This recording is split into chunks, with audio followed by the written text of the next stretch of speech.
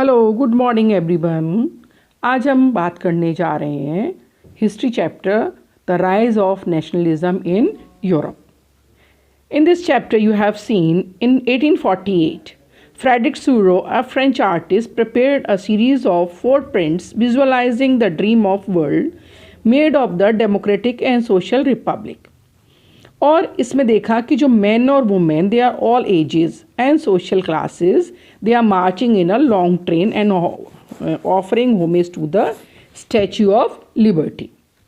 और जो सूरो का जो उटोपिया विजन था उसमें उसने दिखाया कि जो प्रोसेशन था it was led by that is the Switzerland and United States because these were already nation state and France was fighting for this his democracy. इसके बाद में और भी दूसरी स्टेट्स जैसे जर्मनी, उसके बाद में that is other states these were also that Austria, 2 Sicilies, Lombardy, Poland, England, Ireland, Hungary, Russia, these all were means following these countries which were already nation state and they were paying homage to the Statue of Liberty. Because during the 19th century, nationalism emerged as a force which brought about sweeping changes in the political and mental world of the Europe. और उसके and में जो छोटी छोटी states थी these were converted into a nation state जहाँ पर multinational dynasties थी और after that they United together and in which the centralised power existed in the sovereign control over a clearly defined territories. It has been developed over a long period of time. But a nation state was one in which the majority of its citizens and not only its ruler came to develop a sense of common identity and shared history or descent. और ये थोड़े दिनों में नहीं आया, it took long time and large number of people struggled for that. Now French Revolution and the idea of nation. अब French revolution के बाद में ये जो नेशनलिज्म की फीलिंग थी वो लोगों में कैसे आई? The first clear expression of the nationalism came with the French revolution in 1789.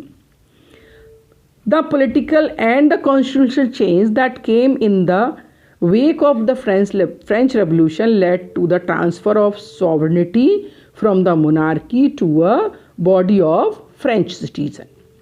फिर उसके बाद में the idea of la patra means the fatherland, le citoyen means citizen, ये वाले वर्ड्स लोगों के दिमाग में आए और ये सब अपने आप को यूनिफाइड समझने लगे। और उसके बाद में नया फ्रेंच फ्लैग लाया गया जो ट्राई कलर का था।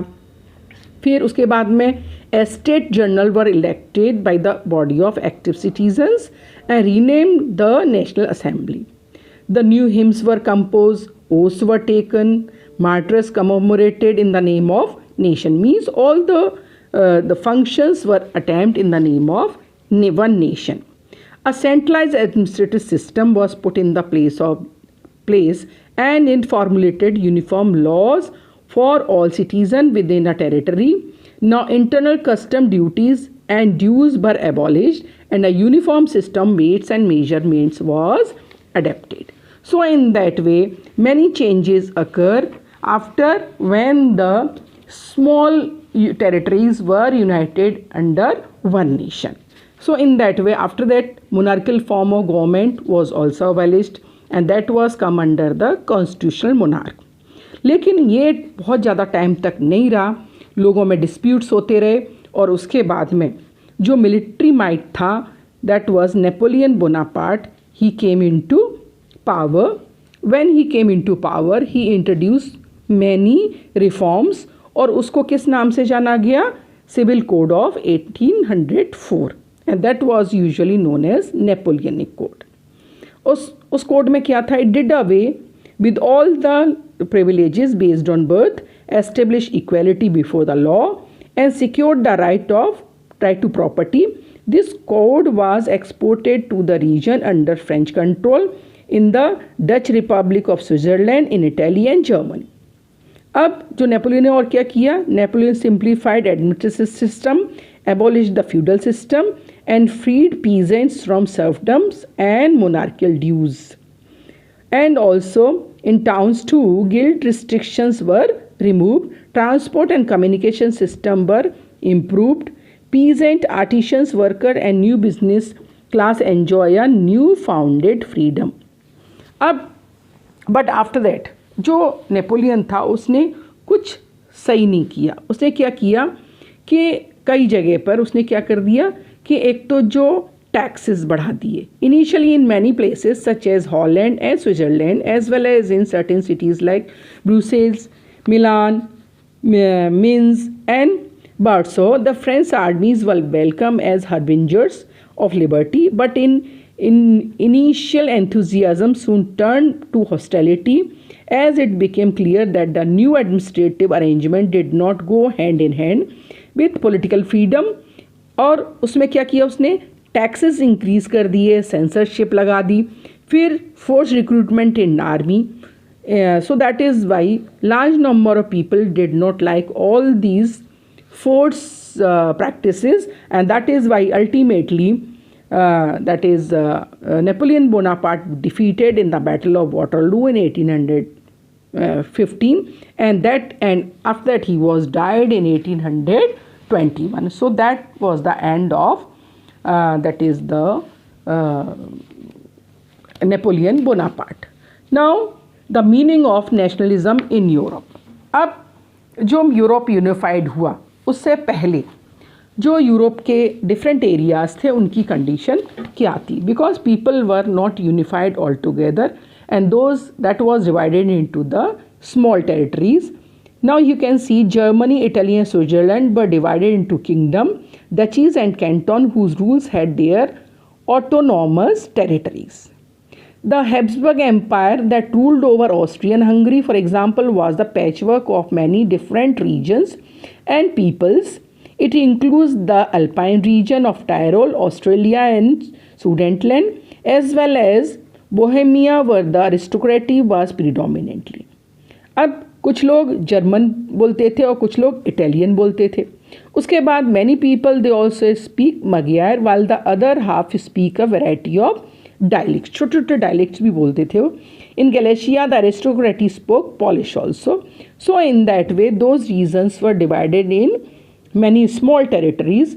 But how that idea of nationalism came into the mind of the people, let me see.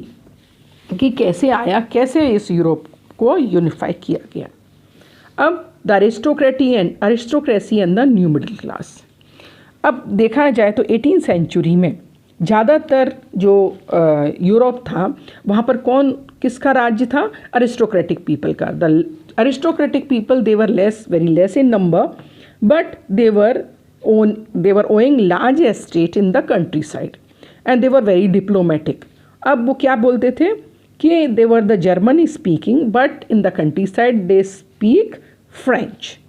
अब जो अरिस्टोक्रेटिक पीपल थे वो उनके पास बड़ी बड़ी लैंड होल्डिंग्स थी. वो कहाँ रहते थे, that is east part of the Europe and in the west and central part they were the peasantry people, और they were working on the land owned by the they were having small farms. और जो बड़े बड़े farms थे, बड़ी बड़ी land holdings थी जो एस्टेट जनरल्स के पास थी, वो सर्फ से काम करवाते थे. अब जैसा आपने देखा कि जो वेस्टर्न पार्ट था यूरोप का, वहाँ पर ज़्यादातर पीजेंट थे, उनका छोटी छोटी लैंड थी. तो वहाँ पर जो 18th सेंचुरी थी, वहाँ पर उस टाइम पर the industrialization began in England in the second half of the 18th century. लेकिन फ्रांस और जर्मनी में ये 19th सेंचुरी के बिगनिंग में ही शुरू हुआ. अब ये जो लोग थे who were very small farmer और पीजेंट्स, अब उन्होंने क्या किया, इंडस्ट्रीज़ में काम किया and they work as a labour and after that they earn money. They children went to their school and got education and after that they opt different jobs. और उसी में से कुछ टीचर्स, लॉयर्स, डॉक्टर्स, बिजनेसमैन इस तरह से बन गए and they were emerged as a that is new middle class were emerged. So that new emerged class they demanded for the liberal measures, and that is why there's a liberalism start. So what is liberalism? Liberalism is the word which is derived from the Latin word liber, which means free. अब जो new middle class थी वो क्या चाहती थी कि उनके लिए इक्वलिटी होनी चाहिए, इक्वलिटी बिफोर लॉ. जैसा कि फ्रेंच रेवोल्यूशन के बाद में वहाँ इक्वलिटी मेंटेन की गई, लेकिन इक्वलिटी का मतलब ये नहीं था कि उनको इक्वल सफरेज राइट दे दिया गया. सिर्फ जो प्रॉपर्टी ओन करते थे they were having the suffrage right. The women and the poor people who did not own the land they did not get the suffrage right. So through the 19th century the women and non properties men organized opposed movement and demanding equal political rights. अब economic front पर भी बहुत सारी चीज़ें एक जैसी नहीं थी, बहुत सारी अलग अलग ट्रेड गिल्ड्स थी और बहुत सारे वेट्स एंड मेजरमेंट्स थे. इस तरह से उनको बिजनेस करने में बहुत प्रॉब्लम आती थी. सो इन 1834 अ न्यू कस्टम यूनियन और ज़ोल्वरिन was form at the initiative of Prussia and joined by the most of the German states. The union abolished tariff barriers and reduced the number of currencies over 30 to 2. अब लेकिन क्या हुआ कि 1815 में जब Napoleon Bonaparte मर गया तो after the again the conservative society again started ruling over Europe, France में. अब क्या हुआ कि 1815 में जो रिप्रेजेंटेटिव्स थे, representative power that is Britain, Russia, Prussia और ऑस्ट्रेलिया, जिन्होंने मिलकर के नेपोलियन बोनापार्ट को हराया, क्योंकि नेपोलियन बोनापार्ट ने बहुत सारी यूरोपियन टेरिटरीज़ उसने अपने कंट्रोल में ले ली थी. तो उन्होंने क्या किया, चारों ने मिलकर के वियना में एक ट्रीटी बुलाई that was under the chancellor of duke Metternich. और उसके बाद चारों ने मिलकर के जो भी नेपोलियन बोनापार्ट ने यूरोप के पार्ट जीते थे उनको सबको रीडिस्ट्रीब्यूट कर दिया.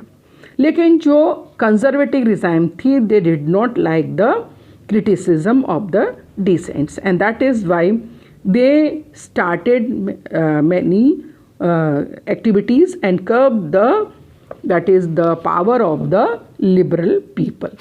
अब जो रेवोल्यूशनरीज थे वो चाहते थे कि भले ही एक बार हमने जो शुरू किया है we have to now make the European countries democrats. That is why अब after the death of Napoleon Bonaparte these conservative people started the repression of the revolutionaries. तो बहुत सारी रेवोल्यूशनरी जो थे वो हाइड हो गए and many secret societies sprang up in many European state to train revolutionary and spread their ideas. उन्हीं में से एक जो रेवोल्यूशनरी था उसका नाम था गुसिपी मजीनी.